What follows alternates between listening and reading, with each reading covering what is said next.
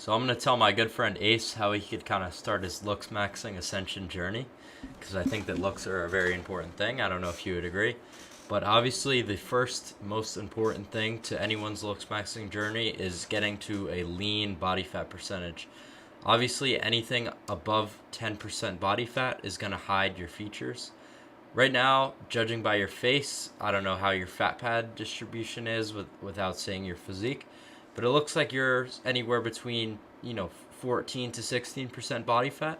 So you've got another 4% to lose before you get that really, really chiseled, hollow cheek look. And to kind of contribute to that, before you get that lean, you're going to want to start taking diuretics, because diuretics are going to flush all the facial water retention that you have out in a very acute period of time. So there's a very good diuretic called a Clarinone that can be taken to reduce aldosterone bloat, which is kind of the bloat you get from androgenic hormones like testosterone, which you do have as a natural. So those things are going to be bloating your face. So what you're going to want to do is take 25 milligrams of a Clarinone daily. This is a long-term safe diuretic. The reason that it's so expensive is because it's a newly developed pharmaceutical. And it could be taken for years, and it's actually a good longevity drug because it reduces your blood pressure as well. So that's going to be the first thing that you want to do is facial leanness. This is like the number one best looks max that is out there currently. The second thing that you're going to want to do that is undisputed is your coloring and your grooming. So obviously, grooming is going to be stuff like your eyebrows and like, shaving your beard, which I see that you already have done, but a lot of people overlook this, and this could add, a point to your score just by having a haircut that's going to, fit your ideal head shape, because people say head shape, but they don't know what that means, right? You want to make sure that your facial width to height ratio, right? So the height of your skull matched to the width of your skull is going to look within a certain measurement. So you're going to want to measure that, and it's going to be 1.3 is the ideal.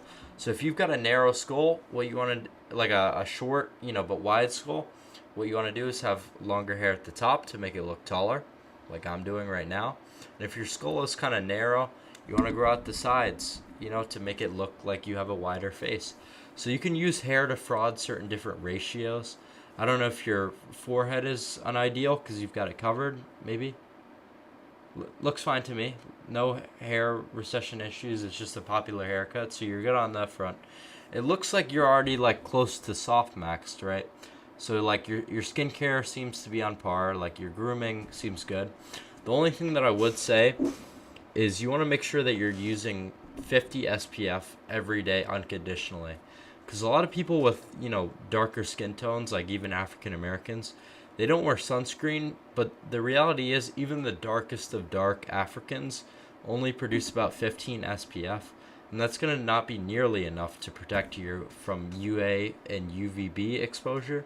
So that's just going to age you prematurely, and the number one goal of looks maxing is longevity, right? So you're going to want to make sure you're using SPF and tretinoin so that you're going to look good. You don't want to look good just into your 30s. You want to push that till you're 40. I believe that you could add an extra 10 years to your prime just by having proper skincare practices, and that's no joke. You know what I mean? So those are going to be the two biggest things. And I would recommend, as the final thing, for you to start working on, a testosterone replacement therapy regimen, because obviously the food that we eat in this modern era is just ridiculously estrogenic. And there's no good reason for you to fight it. Just accept the fact that the world is not optimal for male peak hormone levels. So you're going to want to start artificially replacing your testosterone with that of synthetic testosterone. I would recommend you start at 300 milligrams up until your 30s, then taper down to 200 milligrams for the rest of your life. And those are going to be my 3 soft maxing tips for you.